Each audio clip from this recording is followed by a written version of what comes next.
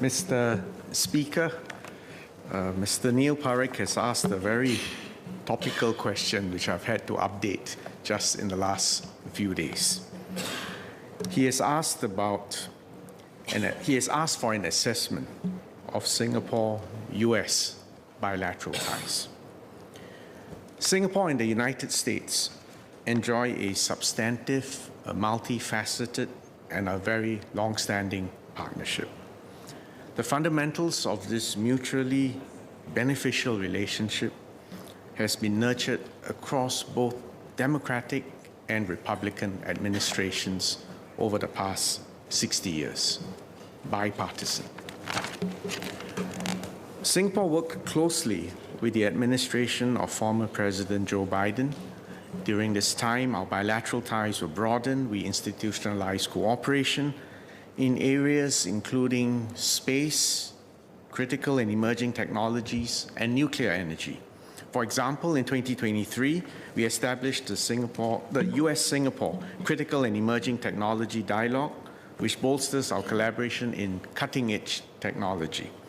In December 24, the US-Singapore 123 agreement entered into force, and in January this year, we signed a Memorandum of Understanding concerning strategic civil nuclear cooperation. Together, these agreements and partnerships will deepen civil nuclear cooperation.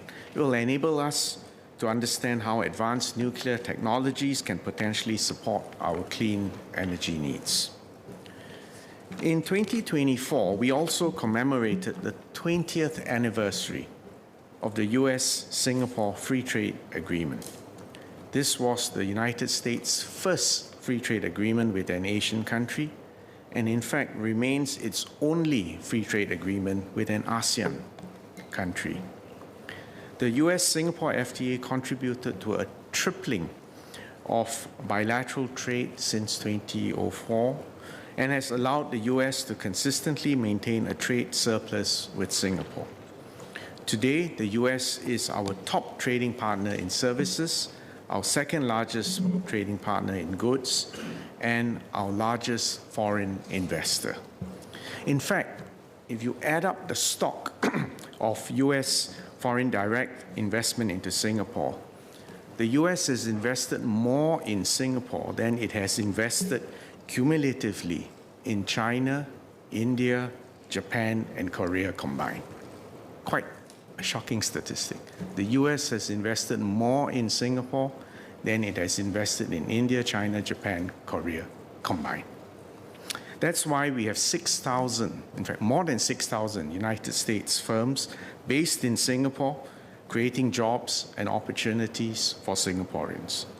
Meanwhile, Singapore is the third largest Asian investor in the United States, and there are some 200 Singapore companies in 40 states. And together, our bilateral trade and investments between the US and Singapore generate over 350,000 jobs in the US. We have also worked well with President Trump during his first term. In October 2017, President Trump invited then Prime Minister Lee Hsien Loong to visit the US. And of course, in June 2018, President Trump came to Singapore to attend the US-North Korea summit. And in 2019, then Prime Minister Lee Hsien Loong and President Trump signed the Protocol of Amendment to the 1990 Memorandum of Understanding regarding the United States' use of facilities in Singapore. This extended the MOU by a further 15 years, and it underscores our strong bilateral defense relationship and Singapore's support for the US strategic presence in our region. We look forward to working closely again with President Trump to further deepen bilateral ties in the years ahead. The United States' presence in our part of the world has actually helped to provide security, stability, and economic opportunities in the Asia-Pacific. In fact, for the past 80 years, the United States is ASEAN's second largest trading partner and the largest source of FDI into ASEAN. It has also supported ASEAN economic initiatives, especially capacity building in areas like digital trade, trade facilitation, and the development of micro, small, and medium enterprises. The United States has also cooperated closely with ASEAN on emerging issues like clean energy and cybersecurity.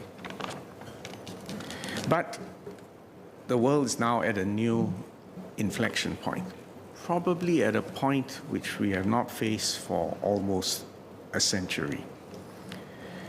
The liberal world order that prevailed after the Second World War, which was characterized in three dimensions: domestically, usually democracy and human rights; economically, by global supply chains and economic integration; and at the international level, by the development of international institutions, the UN, the Bretton Woods institutions, international law, international norms and rules. That liberal world order, which in fact has been quite conducive for Singapore's progress in the last 60 years.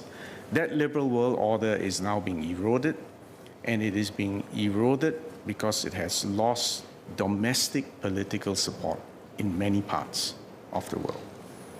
The unfolding drama of its relations with its own treaty allies, with Europe, with China, with Southeast Asia, and therefore how we need to respond to this profound challenge. The United States relationship with China is in fact the most consequential relationship in the world. How these two superpowers interact with one another has deep implications for global stability and prosperity. Right now, I would characterize it as a significant lack of strategic trust between these two superpowers. And we're all witnessing a bifurcation, a decoupling of the global economy as a result of that.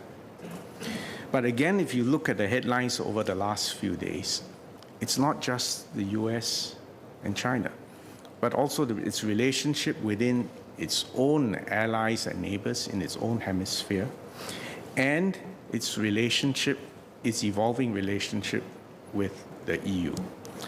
And the challenge, therefore, is how Singapore and Southeast Asia should respond. We believe there needs to be an omnidirectional engagement on our part with all the multiple poles of power that are emerging. That means engaging with the United States, engaging with China, India, the EU, Africa, South America. And you would notice our intensive diplomacy and economic engagement across the world. The signing of free trade agreements like the Regional Comprehensive Economic Partnership Agreement, which is ASEAN plus China, Japan, Korea, Australia, and New Zealand. You've noticed the TPP, which initially was supposed to include America. America pulled out, the rest continued, and the TPP has grown since then. You would also have noticed that we have now signed free trade agreements with the Pacific Alliance, which is Mexico, Colombia, Peru, Chile. And we also signed one with Mercosur, which is Brazil, Argentina, Uruguay, and Paraguay. It's worth noting that all these free trade agreements that Singapore has been able to sign have occurred despite the mood against globalization. And in fact, if you look at the variety of governments in charge in these countries, they range across a very wide political spectrum.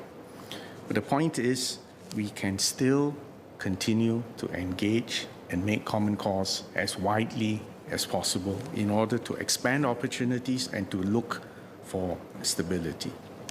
With the US, ASEAN and the US elevated the relations to a comprehensive strategic partnership in 2022, and we were able to adopt a leaders-level statement on cooperation on the ASEAN outlook for the Indo-Pacific, as well as on artificial intelligence.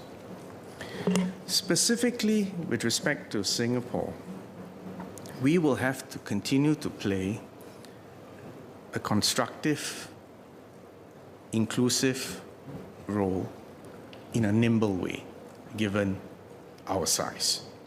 So that means we have to be consistent, reliable, and a trustworthy host to enterprises from all over the world, including the US and China. We will uphold the rule of law and the sanctity of contract. We will act decisively and firmly against individuals and companies that flout the rules. Or maybe let me rephrase that more colloquially. It means playing it straight. It means saying the same thing to everyone. And it means doing what we say. At a time of tension and instability and volatility, our Singapore branding and the way we speak and behave, in fact, becomes more valuable.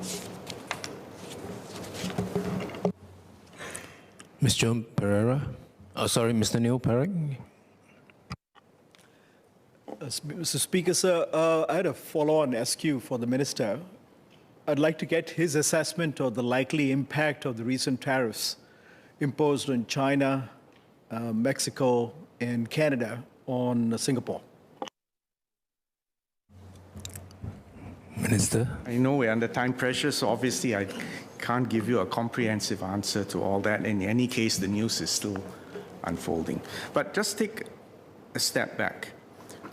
I think tariffs and emerging tariffs are a reality going forward. I will take some risk and say that I do not anticipate us being on the hit list for direct tariffs because, as I said earlier in my answer, the United States has a surplus as far as the trade balance with us is concerned. But having said that, even if you assume that there are no tariffs, no direct tariffs against the export of Singapore products and services, the fact that we are a small open economy and that trade constitutes more than 3 times our GDP means if there is any friction, if there is any degradation of economic integration, global supply chains, and world trade, we will be impacted indirectly. So this is an area which we are watching very, very closely, but I hope members in this House will recognize that it still means we need to keep calm, we need to keep our eyes open, but we need to be very careful in what we say and how we behave, and playing it straight, saying the same thing to everyone, and meaning and doing what we say is valuable. But I do need to prepare Singaporeans that it will be a turbulent ride in the months or years to come. Ms. Joan Pereira.